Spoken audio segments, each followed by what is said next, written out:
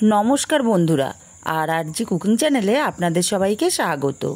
আজ নিয়ে হাজির হয়ে গেলাম গাটি কচু আর আলু দিয়ে বড় ভোলা মাছের ঝোল রেসিপি নিয়ে। তো চলুন শুরু করা যাক। আমি এখানে 500 গ্রাম গাটি কচু আর 2টো আলু বেশ বড় বড় সাইজ করে কেটে ধুয়ে নিয়েছি। আর এখানে নিয়েছি 800 গ্রাম ওজনের একটা ভোলা মাছ, ভালো করে কেটে ধুয়ে পরিষ্কার করে নিয়েছি। দিয়ে দিলাম হাফ চামচ লবণ আর হাফ চামচ হলুদ গুঁড়ো। লবণ হলুদটাকে মাছের গায়ে খুব ভালো করে মাখিয়ে নেব। আর এই ভোলা মাছগুলো খেতে কিন্তু অসাধারণ হয়। লবণ হলুদটা খুব ভালো করে মাখিয়ে নিয়ে গ্যাসে কড়াই বসিয়ে গরম করে নিয়ে দিয়ে দিচ্ছি তেল। তেলটাকে গরম করে একটু লবণ দিয়ে দিলাম, লবণটাকে ছড়িয়ে নেব। এখানে এক এক করে মাছ আমি দিয়ে দেব, তবে সব মাছ আমি একসাথে দেব না। আমার 800 গ্রাম মাছ 9 পিস হয়েছে, বাজার থেকে কেটে দিয়েছে ওই রকমভাবে। আর মাছের পেটের মধ্যে অনেকটাই তেল ছিল, যার জন্যে পেটটা কিন্তু পাতলা, ভাজতে গেলে ছাড়িয়ে যাবে আর কি, যেহেতু পাতলা সেই জন্য। মাছগুলো এক পিঠ ভাজা হলে আরেক পিঠ উল্টে পাল্টে একটু কড়া করে ভাজবো, যেহেতু ঝোল করব একটু কড়া করে আমি ভেজে নেব। মাছগুলো উল্টে পাল্টে একটু লাল লাল করে ভেজে নিয়েছি। মাছগুলোকে উঠিয়ে নেব। আর একইভাবে সব মাছগুলোকে আমি ভেজে নেব, কিন্তু সেটা আর আমি দেখাচ্ছি না।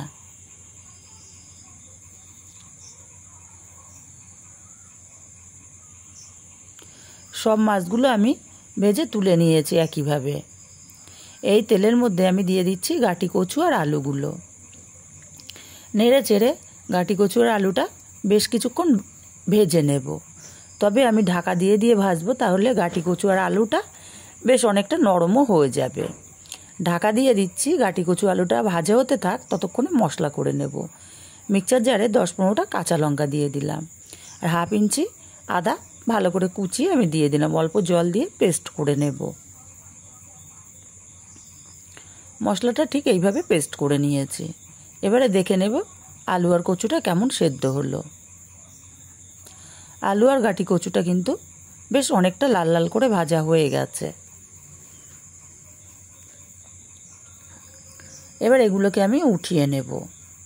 এবার ভেজে রান্না করলে কিন্তু গাটি কচুর যে নালা ভাবটা থাকে, নালা ভাবটা অনেকটাই কমে যায়, বা পিচ্ছিল ভাবটা অনেকটাই কমে যায়। সেদ্ধ করে রান্না করা ছাড়া এইভাবে রান্না করলে তরকারির টেস্টও খুব ভালো আসে। এই তেলের মধ্যে আমি আরও 1 চামচ পরিমাণে তেল অ্যাড করে দিলাম। দিয়ে দেবো সামান্য একটু পাঁচফোড়ন আর একটা পেঁয়াজ কুচি। বন্ধুরা, পাঁচফোড়ন আর পেঁয়াজ কুচি যদি একসাথে ফোড়ন দেওয়া হয় না, যেই তরকারিতেই দেন না কেন, দারুণ একটা কিন্তু ফ্লেভার আসে। পেঁয়াজটাকে হালকা একটু ভেজে নিচ্ছি। এবার এখানে দিয়ে দিচ্ছি পেস্ট করে রাখা আদা আর কাঁচা লঙ্কা। মশলাটাকে কষিয়ে নেব এক্সট্রা জলটা শুকিয়ে যাওয়া পর্যন্ত। দেখুন এক্সট্রা জলটা শুকিয়ে গেছে।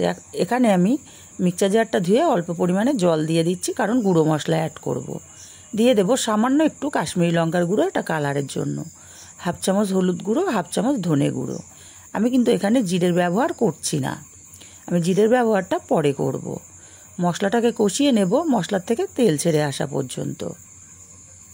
মশলা থেকে সম্পূর্ণ তেল ছেড়ে দিয়েছে, খুব ভালো করে মশলাটা কষানো হয়ে গেছে।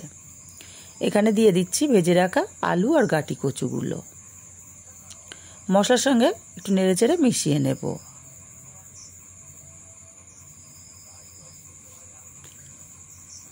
গাটি কচু আর আলুটা মিশিয়ে নিয়েছি মশলার সঙ্গে। এবার এখানে দিয়ে দেব স্বাদ মতো লবণ। লবণটা দিয়ে আমি একটু সময় নিয়ে কচু আর আলুটা কষিয়ে নেব মশলার সাথে। ওই ধরুন 5 থেকে 7 মিনিট আমি কষিয়ে নেব। 5 মিনিট মতো আমি কষিয়ে নিয়েছি। 7 মিনিট কষাইনি, 5 মিনিট মতো সম্পূর্ণ কষিয়ে নিয়ে এবার দিয়ে দিচ্ছি পরিমাণ মতো জল। আমি যেহেতু ঝোল করব তাই জলের পরিমাণটা বেশিই দিলাম। ভালো করে মিশিয়ে নেব। ঢাকা দিয়ে লো ফ্লেমে রান্না করব 10 মিনিট। 10 মিনিট পর ঢাকাটা খুলে নিচ্ছি। নেড়ে চেড়ে নিয়ে দেখে নেব আলু গাটি কচু কেমন সেদ্ধ হলো। খুব সুন্দর সেদ্ধ হয়ে গেছে। এখন এখানে ভেজে রাখা মাছগুলো আমি সব একে একে দিয়ে দেব।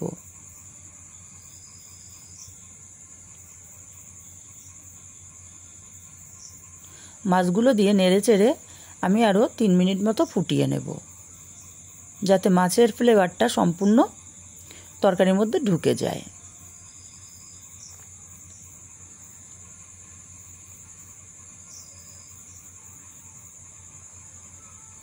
তিন মিনিট মতো আমি ফুটিয়ে নিয়েছি। এখানে হাফ চামচেরও কম ভাজা জিরের গুঁড়ো দিয়ে দিলাম। ভাজা জিরের গুঁড়োটা দিয়ে একটু ভালো করে মিশিয়ে নেব। লাস্টে ভাজা জিরের গুঁড়ো দিলে কিন্তু তরকারির ফ্লেভারটা দারুণ আসে আর টেস্টটাও খুব ভালো হয়। এবার গ্যাসটা আমি অফ করে দিয়ে ঢাকা দিয়ে রাখবো 5 মিনিট। আর 5 মিনিট পরে আমি আপনাদেরকে দেখাচ্ছি। দেখুন তৈরি হয়ে গেল আমার গাঁটি কচু আলু দিয়ে ভোলা মাছের ঝোল রেসিপিটা কেমন লাগলো কমেন্ট করে জানাতে কিন্তু ভুলবেন না।